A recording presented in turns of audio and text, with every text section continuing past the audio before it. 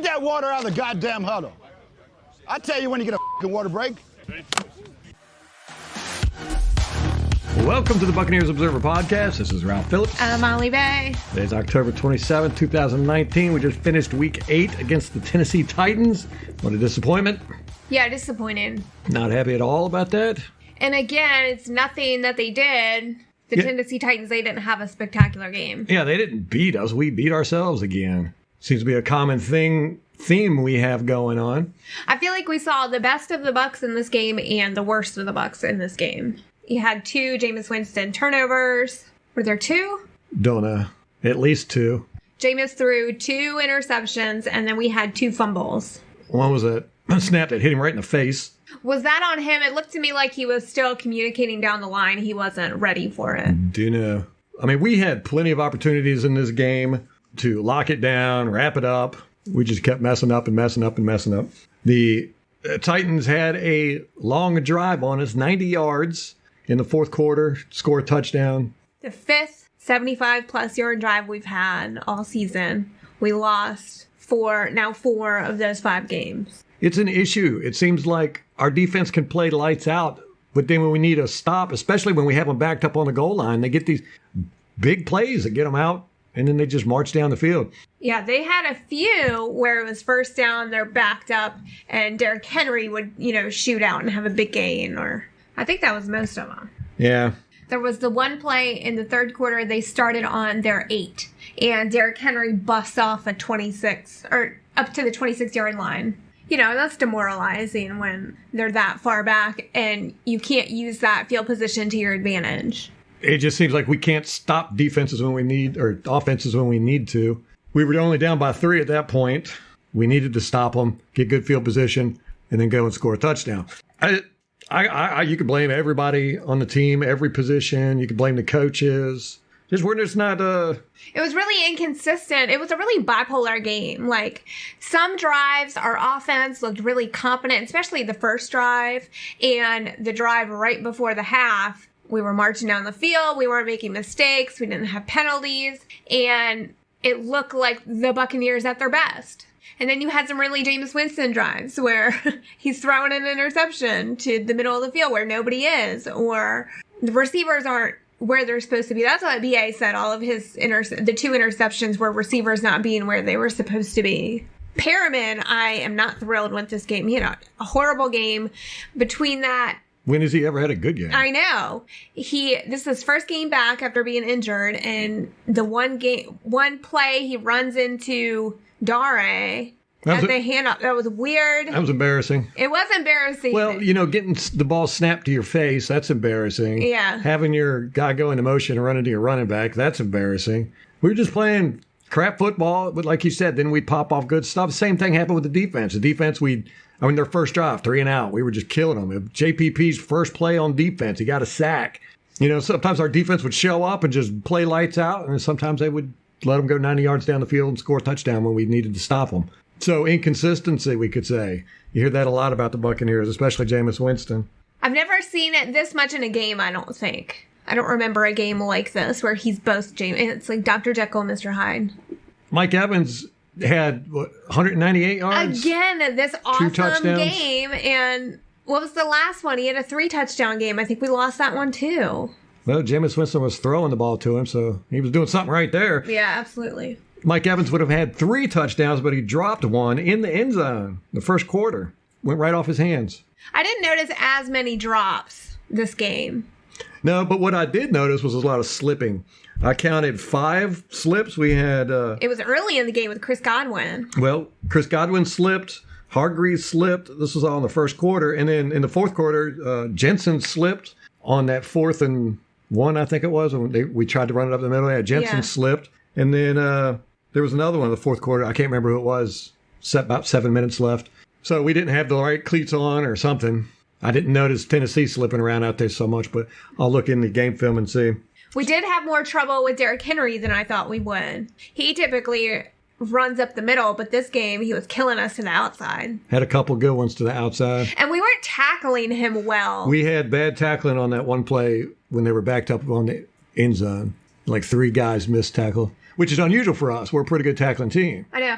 He had his longest run of the season against us. I think it was his first run, 34 yards. Yeah, that's the longest run a running back has gotten on us. Before that, it was 19 yards. They did only get 72 yards rushing, though. Yeah, they didn't have hardly any yards in offense. I think they had less than 200, didn't they? Let me see. They had 246 to our 389. See, that's one thing, the stats I hate about stats, right? You got all these stats guys. I mean, stats are a good tool, but they're not going to tell you the whole story, and you're definitely not going to be able to see what's wrong with the team or what's good with the team, because you could take stats. I could give somebody these stats, one of these stats guys, people that live and die by stats. Give him these stats, don't show him the score, and say who won. Right. They would have said the Buccaneers won this game. No, they didn't. Nope. Our offense is giving our defense short fields a lot, usually 2 or 3 times a game. That doesn't help. The turnovers. And that's got to piss you off as a defense.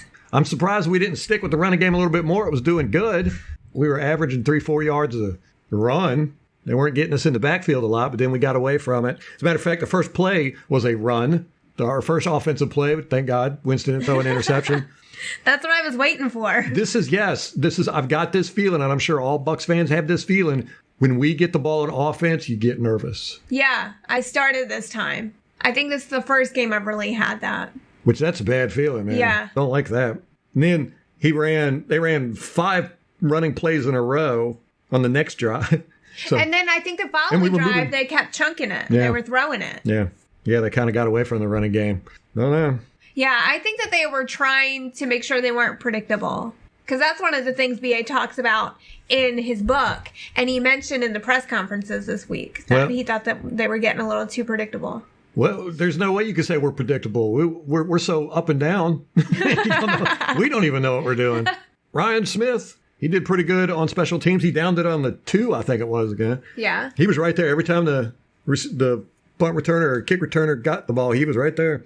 I'll look on the game film to see if he had any other spectacular plays. I noticed a couple issues with communication in the first half. And I think it got better, but I don't know. Defense or offense? Both. Yeah. So there was, right after the Jameis Winston fumble, and it's our Tennessee's second drive. They got good field position. And then Barrett got an offsides penalty. And then there was the touchdown. Ryan Tannehill threw the touchdown. But right before the ball snap, the H3 is yelling, telling someone to come over there and help him because it was 3-on-2, I think, over in that corner. And they scored a touchdown on that. And then there was on offense that fumble. Maybe it was really loud.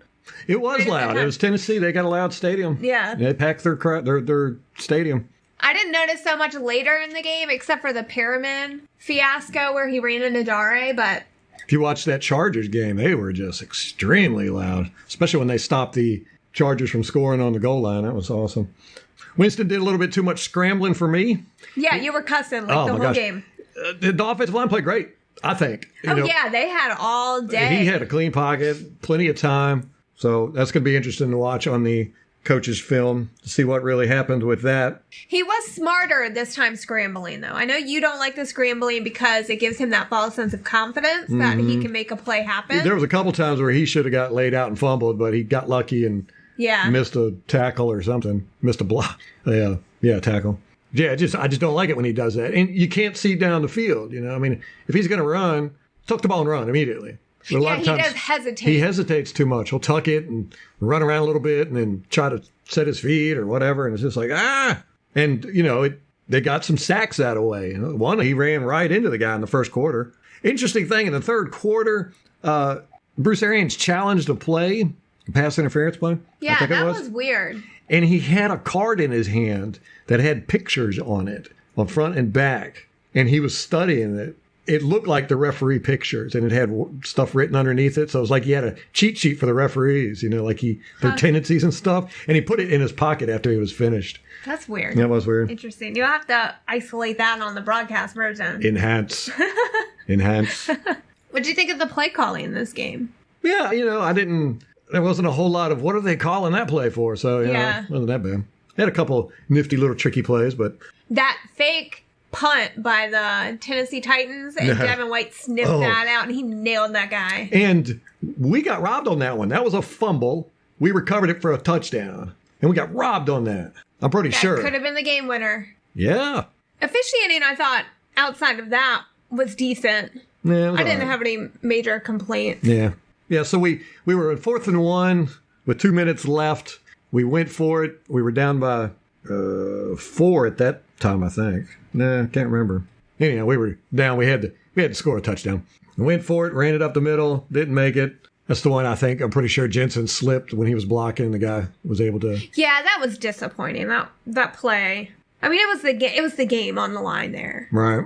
But then we got the ball back with 53 seconds left. I know.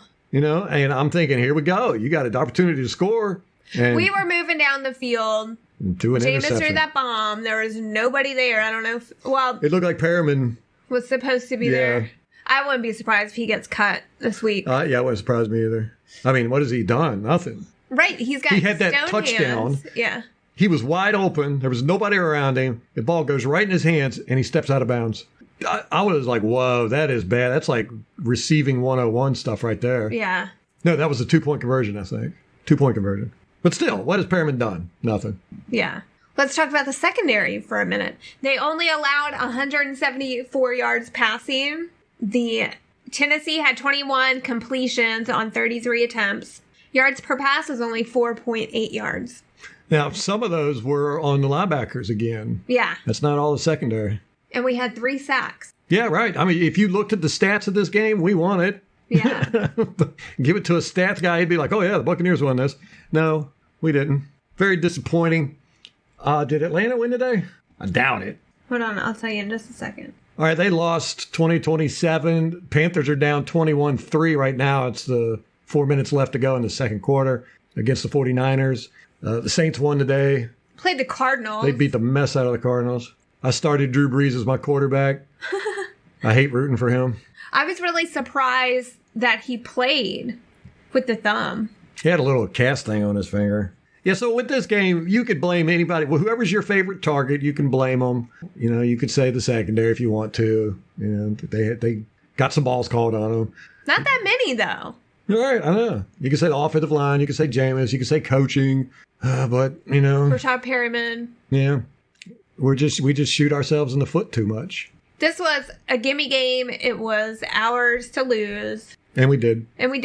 Which is a good thing in the sense that it's better than getting beat all the time. When you get beat all the time, you can't improve on that. Yeah. I mean, you can't make players better, really. And then you have to adjust everything to try and make up for the players' lack of skill. But we are beating ourselves. That could be fixed. Yeah, but it's still frustrating to see in just one game how good we can be and then them turn around and be as bad as they can be. That's what's frustrating. I'm not as upset about this one as I was Carolina. Well, it's because it's Carolina, too. Yeah, it was the opponent, but we still should have had this one. Most definitely. My prediction was way off. What did I say? 38-9 or something like that? 32-9? Yes. Can't remember. Oh, well. It should have been that if we wouldn't have shot ourselves in the foot. I know. Over and over. And then you go and inflate Tennessee's record, They're not that good. I'm salty. Yeah, I'm not impressed with them. So now they're 4-4. We're 2-5. Ugh, not what I thought we would be at all. Panthers, if they lose today, they'll be 4-3. So we'll still be 2 games behind the Panthers. Well, we got 9 games left. Yep. We can win. We can win out. Go 11 and hey, 5. I'm still on board, man. 10-6, 10-6. If we could just stop beating ourselves. I know. It's very frustrating. We got Seattle next week. Mike Evans had such a good game. Mm-hmm. Such a good game. Yep. Chris Godwin, not so much. Got the Seattle Seahawks next week. That's going to be an interesting, fun game. We go to Seattle. That should end our road tour, right? Yep. So in 2 weeks, we'll be back home. Let's fill up the stands. I know you're depressed. You're sad. You're thinking this team is stinking up the joint. But, hey, we got to do our part. Can't quit on the team, man. We don't want them quitting on each other. Ain't no sense in us quitting. Sucks. I want to quit. Me too. I'll be better by Wednesday, maybe. Yeah. After you watch the All 22, you usually feel better. Yeah. That's kind of your processing process. It's my therapy. Yeah, and then you have time to justify the loss. Yeah, we got screwed this way or that way, or we weren't as bad as we looked. Oh my gosh. Glass half full, man. Hey, every now and then it's one of those, and it was worse than I thought. Yeah, that's true. All right. But I think you're going to see again that we just beat ourselves. It wasn't the Titans. No, it didn't look like it. I want to look at their coverage, because Winston was back there. He had clean pockets, and he was back there for a long time, a lot. Yeah. So was it good coverage, or was he just not seeing the field? He did have the visor on. I noticed that. Oh, I did see a play where he threw it to, it was either I think it was Mike Evans. Mike Evans caught it, and you could see Perriman was wide open. He threw it to Evans, and Evans was covered, but Evans caught the ball. But Perriman was wide open. It was third down. Yeah. Yeah. And Perriman was wide open. It would have been a first down. Yeah. So I know there's at least one of those. Right. Probably more. Probably. All right, so we'll get the game film review, have that podcast out Wednesday. The video should be up on YouTube by Wednesday evening maybe. Thursday maybe at the latest. Yeah, Thursday maybe at the latest. Sometimes you finish up on Wednesdays. Well, I want to do a little bit more with it and get, because right now I'm just rushing through it as fast as I can. I want to spend a little bit more time and maybe do some more stuff with the videos. And then Friday we'll have our preview for the Seattle Seahawks game. Oh, look at this. Coleman just ran like an 80-yard touchdown on the Carolina Panthers. We're watching the game while we do the podcast. All right, that's going to do it for us. Till next time. Go Bucs.